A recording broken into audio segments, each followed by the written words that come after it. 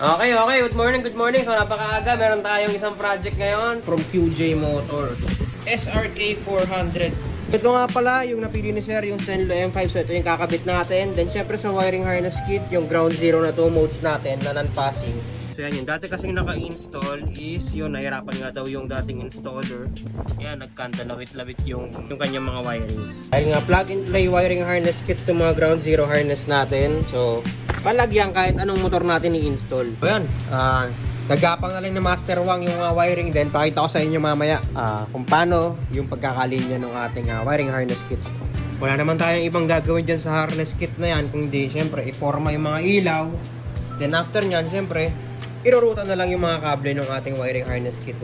Connect lang pati yung switch. Kasi ito yung sa light ballast, i-connect na lang dito sa output ng main harness natin. Tapos mamaya, ito yung para sa accessory wire, kasama na yung pinakang pang top. Ito naman yung ating para sa positive and negative terminal ng battery. Siyempre, naka-fuse yan para safe tayo.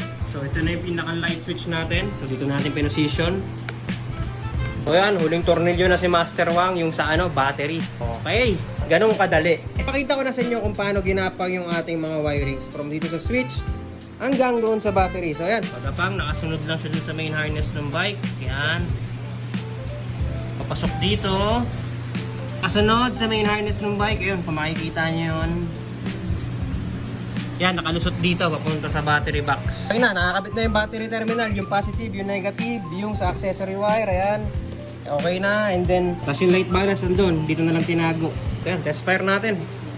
Low, high. So ito, dahil maaraw na tapos yung project, hindi na natin may demo sa dilim. Pero ito, just to give you an idea, kaparehas ito nung kinabit natin dun sa SRK natin na project. O diba, lakas.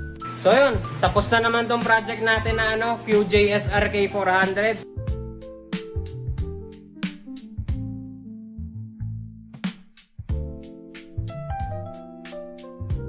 So yun guys, hanggang sa susunod na project ulit. Alright, maraming salamat po.